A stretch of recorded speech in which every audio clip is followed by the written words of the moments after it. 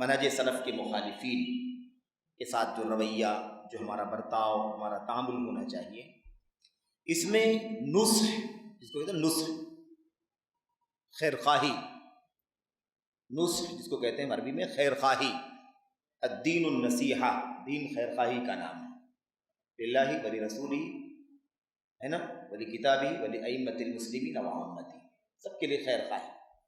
تو جذبہ جو ہے وہ خیر خواہی کا ہونا چاہیے، کہیں بھی جذبات کا، ایموشن کا نہیں ہونا چاہیے، یعنی ہمارے ذہن کا، ہمارے دل کی بھڑاس یا دماغ کا پریشر جو ہے نا، اس طور پر اس سے نفرت کی کوئی بات نہیں آنی چاہیے، یعنی نفرت کا جو پوائنٹ ہے وہ اس کی بدعقیدگی ہے، اس کے منہج کا فساد ہے، اس کے راستے کی غلطی ہے، یہ اصل نفرت کی وجہ ہے، باقی اور کوئی وجہ نفرت کی نہیں۔ کیوں؟ اس وجہ سے کہ اسی وجہ سے، اسی راستے سے خارجیت پیدا ہوتی ہے۔ اگر آدمی اصولوں پر نہیں رہے، اپنے جذبات کو لے آئے بیچ میں، یا دل کی بھڑاس کو لے آئے بیچ میں، تو ایسی صورت میں خارجیت پیدا ہوتی ہے، پھر جذبات آگے بڑھ جاتے ہیں اور خیر خواہی کا جذبہ پیچھے رہ جاتا ہے، تو یہ چیز مناسب نہیں ہے۔ کتنا بھی ہمیں کسی پر غصہ آئے، وہ ایک آدمی شرک کر رہا ہے، غصے کی وجہ شرک ہے، اس شخص کی ذات نہیں ہے، بدعتی ہے، منہج کا فساد ہے، غصہ اس لیے ہے کہ وہ بدعت کر رہا ہے، بدعت کے عمل کی وجہ سے نفرت ہے، اس کی ذات سے ہمیں ہمدردی ہے، اور ہم اس لیے اس کے پیچھے لگے ہیں تاکہ وہ بدعت سے توبہ کر لے، راہ سلف پر آ جائے، دوسرے راستوں سے اپنے آپ کو بچا لے، اس لیے ہم اس میں کوشش کرتے ہیں۔ اس کے بعد بہت ساری باتیں بکر ابو زید نے رحمۃ اللہ علیہ نے اس حوالے سے فرمائی ہیں کہ کوئی بھی آدمی بدعتی کی حمایت کرے یا غیر منہج سلف پر جو لوگ ہیں، منہج سلف کے علاوہ پر، اس کی تائید کرے، اس کی حمایت کرے۔ یہ تائید اور حمایت کیسے کیسے ہو سکتی ہے؟ جس وقت بکر بن عبداللہ ابو زید صاحب نے جب اس کا جواب دیا تھا، یہ مسئلہ پیش کیا تھا، تو اس وقت یہ میڈیا نہیں تھا، اس وقت میڈیا نہیں تھا، کتابیں ہی تھیں نا، بدعتوں کی کتابیں۔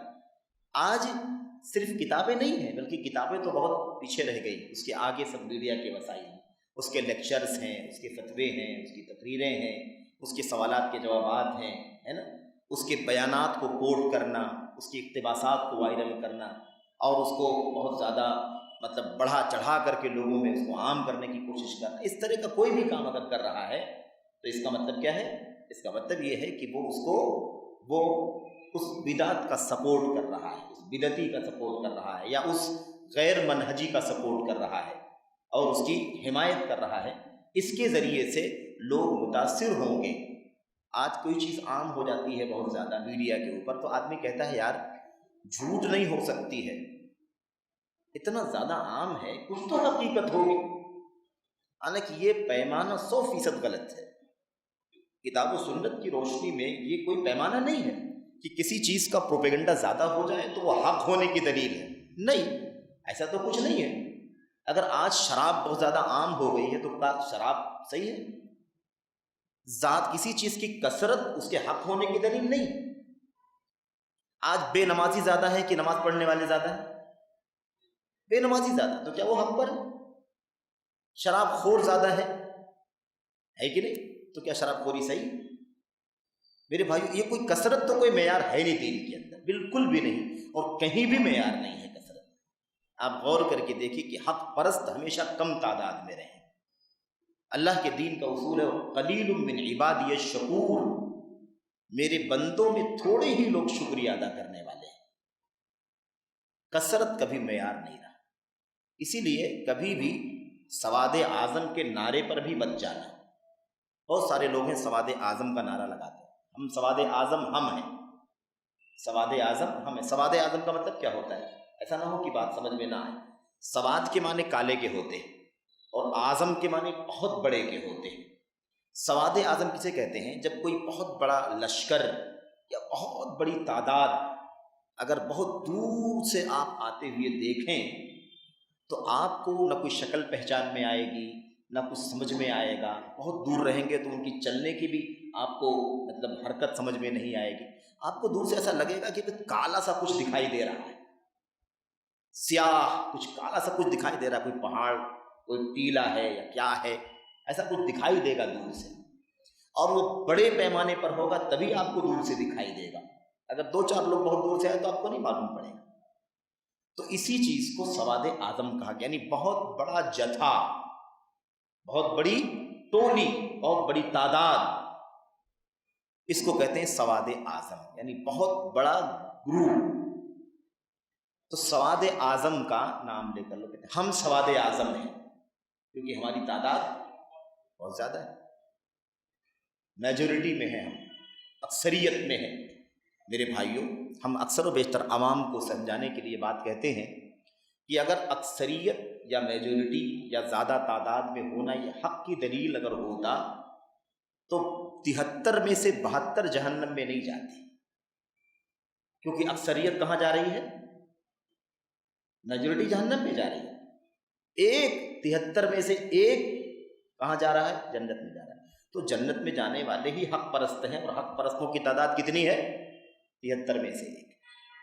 اسی لیے قرآن کریم میں اللہ تبارک و تعالیٰ نے فرمایا وَإِن تُطِعْ أَكْثَرَ مَنْ فِي الْأَرْضِ يُضِلُّوكَ عَنْ سَبِيلِ اللَّهِ، اگر آپ دنیا میں اکثریت کی پیچھے چلیں گے، اللہ کے نبی کو یہ بات کہی گئی، اگر آپ اے اللہ کے نبی دنیا والوں میں، زمین والوں میں اکثر لوگ یعنی اکثریت میجورٹی کی اتباع اگر آپ کریں گے، پیروی کریں گے، یضلوک عن سبیل اللہ، تو یہ لوگ آپ کو اللہ کے راستے سے گمراہ کر دیں گے۔ اکثریت کبھی بھی دلیل نہیں ہے نا، وما اکثر الناس ولو حرصت بمؤمنین، زیادہ تر لوگ، میجورٹی، آپ کی لالچ کے باوجود بھی ایمان نہیں لائیں گے، ہے کہ نہیں؟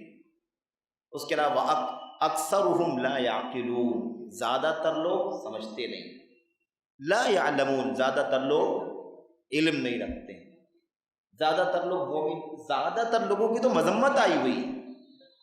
اسی لیے سلف میں سے بعض سے یہ اثر منقول ہے، اللہم اجعلنا من القلہ، اے اللہ ہم لوگوں کو تھوڑے میں سے بنانا، ہم لوگوں کو کس میں سے بنانا؟ تھوڑے لوگوں میں سے بنانا۔ ابن عمر بن خطاب رضی اللہ تعالیٰ عنہ نے، یا ابن عمر نے جب یہ سنا کہ کوئی دعا کر رہا ہے اللہ ہم کو تھوڑے میں سے بنانا، تو کہا تم یہ کیا سوال کر رہے ہو، اللہ سے کیا مانگ رہے ہو؟ تو انہوں نے یہ آیتیں پڑھ کے بتلایا، اس لیے تھوڑے لوگوں میں سے ہونے کی دعا کر رہا ہوں کیونکہ زیادہ تر لوگوں کی تو مذمت آئی ہے، برائی آئی، زیادہ تر لوگ علم نہیں رکھتے، زیادہ تر لوگ سمجھتے نہیں، زیادہ تر لوگ ایمان نہیں رکھتے، زیادہ تر لوگ لالچ اور کوشش کے باوجود ہدایت نہیں لائیں گے، زیادہ تر لوگ کے پیچھے چلیں گے تو گمراہ کر دیں گے۔ ہر طرف تو اکثریت کی مذمت آئی ہے، اسی لیے اللہ سے دعا کر رہا ہوں اللہ پھر اکثریت میں سے نہ بنانا، اقلیت میں سے بنانا۔ تو میرے بھائیو، یہ مائنورٹی فضیلت کی چیز ہے، ہندوستان میں مائنورٹی کی طاقت مانی جائے نہ مانی جائے، اس سے قطع نظر اللہ کے دین میں اقلیت کی بہت زیادہ اہمیت ہے۔ قلہ، کم لوگ ہوں گے، تو معیار کبھی بھی زیادہ حق کا نہیں بن سکتا ہے۔ تو جو لوگ یہ کہتے ہیں ہم میجورٹی میں ہیں، ان کو یہ بتلانا ہے کہ بھائی میجورٹی سے کچھ نہیں ہوتا، لڑائی تھوڑی لڑنا ہے جنت میں۔ جنت میں جانے کے لیے یہ میجورٹی پاور نہیں چاہیے، توحید چاہیے، خالص سچی توحید چاہیے جس میں ملاوٹ نہ ہو، خالص توحید، کھری سنت چاہیے، ورنہ وہیں پر آب کوثر کے حوض سے پہلے ہی سب کو واپس لوٹایا جائے گا، جاؤ جاؤ واپس، سحقاً سحقاً لمن غیر بعد، ہٹو یہاں سے، تم نے میرے بعد میرے دین میں بہت کچھ چینج کر لیا تھا، نئی نئی چیزیں ایجاد کر لی تھی۔ تو یہ بات سمجھنے کی ضرورت ہے۔ حضرت فضیل ابن عیاض کا نام اکثر سنتے ہیں، فضیل بن عیاض کا نام ایک بزرگوں میں سے ایک بڑے بزرگ کے طور پر لیا جاتا ہے، اور بلا شبہ حضرت فضیل رحمۃ اللہ علیہ ایک صالح اور نیک شخصیت کا نام ہے۔ شاید ہم نے ذکر کیا تھا کبھی کہ ان کا ماضی بہت خطرناک تھا، ڈکیتی کرتے تھے، رہزنی کرتے تھے، راستوں میں لوگوں کے مال لوٹ لیا کرتے تھے، جان مار دیا، اس طرح کی حالت تھی، لیکن اللہ تعالیٰ نے انہیں توبے کی توفیق عطا فرمائی۔ گرچہ کہ اس واقعے پر بھی تھوڑا سا اعتراض ہے، کسی نے اعتراض کیا ہے کہ واقعہ مطلب مشکوک ہے، قابل اعتراض ہے، بہرحال لیکن یہ واقعہ ان کی سیرت کے اندر موجود ہے۔ خلاصہ اس کا یہ ہے کہ انہوں نے کہا لا تستوحش بقلت السالکین، حق کے راستے پر چلنے والوں کی قلت، تھوڑی تعداد دیکھ کر کے وحشت محسوس مت کرنا. یہ بس سوچنا کہ یار ہم لوگ تو بہت تھوڑے ہیں، یہ 2-4 لوگ ہیں، کیا ان کے ساتھ رہیں، اور وہ بڑی تعداد ہے. کیوں؟ اس لیے کہ ووٹ نہیں دینا ہے بھائی، حکومت نہیں قائم کرنا ہے ووٹ دے کر کے کم زیادہ کے چکر میں، اس میں نہیں پڑنا ہے. کم تعداد حق پرستوں کی قلت سے وحشت محسوس نہیں کرنا.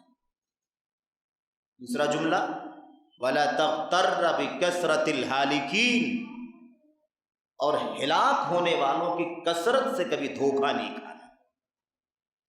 تعداد زیادہ ہے لیکن سب ہلاکت کے راستے پر چل رہے ہیں، اس لیے اس سے دھوکہ نہیں کھانا. تو قلت سے وحشت محسوس نہیں کرنا، اجنبیت محسوس نہیں کرنا، بڑھن محسوس نہیں کرنا، گھٹن محسوس نہیں کرنا، اور اکثریت کو دیکھ کر کے دھوکہ نہیں کھانا، کیونکہ اقلیت نجات کے راستے پر چل رہی ہے اور اکثریت ہلاکت کے راستے پر جا رہی ہے. تسلی کا سامان ہے کہ نہیں سامان ہے؟ تسلی کا سامان اس کے اندر صرف کبھی بھی قلت سے وحشت محسوس نہیں کرنا. اکیلے بھی رہو تب بھی اکیلے کے باوجود بھی آپ کی حیثیت جماعت کی ہے، کیونکہ اکیلے ہی توحید کی سنت کی نمائندگی کرنے والا آدمی ہے. تو مسئلہ ایک کا نہیں ہے، مسئلہ اس نمائندگی کا ہے، جو نمائندگی اللہ کے دین کی نمائندگی ہے، اللہ کی توحید کی نمائندگی ہے. 100 لوگ شرک کی نمائندگی کر رہے ہیں، ایک آدمی توحید کی نمائندگی کر رہا ہو، بھلا بتائیے ایک کو دیکھا جائے گا یا 100 کو دیکھا جائے گا؟ یہ کبھی نہیں سوچنا ہم کم ہیں، تھوڑے ہیں، بالکل نہیں. نبی کریم صلی اللہ علیہ وسلم جب نبوت و رسالت کا تاج لے کر کے آئے، آپ کو نبی بنایا گیا، تو اس وقت روئے زمین پر یا اس بستی میں آپ کہہ لیں مکہ کی، اکیلے مومن تھے کہ نہیں تھے؟ لیکن آپ نے وحشت محسوس کی؟ آپ نے وحشت محسوس نہیں کی. اکیلے تھے لیکن اسی عزم کے ساتھ، اسی حوصلے کے ساتھ، اسی ایمان کے ساتھ، اسی توکل کے ساتھ ساری دعوت کا توحید کا کام کیا کہ نہیں کیا؟ اس کے بعد اللہ تبارک و تعالیٰ نے ابو بکر صدیق اللہ تعالیٰ عنہ کو ایمان کی توفیق عطا فرمائی، 2 ایمان والے. لیکن کیا وحشت محسوس کیا؟ 2 ہی لوگ ہیں، کہاں جائیں، کیا کریں، چلو بیٹھے رہو اپنے گھر میں. نہیں، 2 ہی صحیح تو کیا ہو، تعداد کم ہے، مشن سب سے بڑا ہے. عقیدہ، ایمان، توحید، راستہ جس پر وہ چل رہے ہیں، اس سے بڑا کچھ نہیں ہو سکتا، اس سے عظمت والی چیز کچھ نہیں ہو سکتی. اس لیے کبھی قلت سے وحشت محسوس نہیں کرنا. آج جن ہندوستان کے علاقوں میں ہم کہیں جماعت 10,000 کی، کہیں جماعت 20,000 کی، کہیں جماعت 1 لاکھ کی، کہیں جماعت 2 لاکھ 5 لاکھ، ہم تو جماعت کی تعداد کہہ رہے ہیں نا کہ وہاں بڑی جماعت ہے، یہاں اس سے چھوٹی، یہاں نئی جماعت، یہاں 5 آدمی، یہاں 10 آدمی. جہاں 5 آدمی 10 آدمی کے نام ہم سن رہے ہیں، یہ جہاں 1,00,000 2 لاکھ کی بات کرتے ہیں، کبھی وہاں بھی 5-10 لوگ ہی تھے.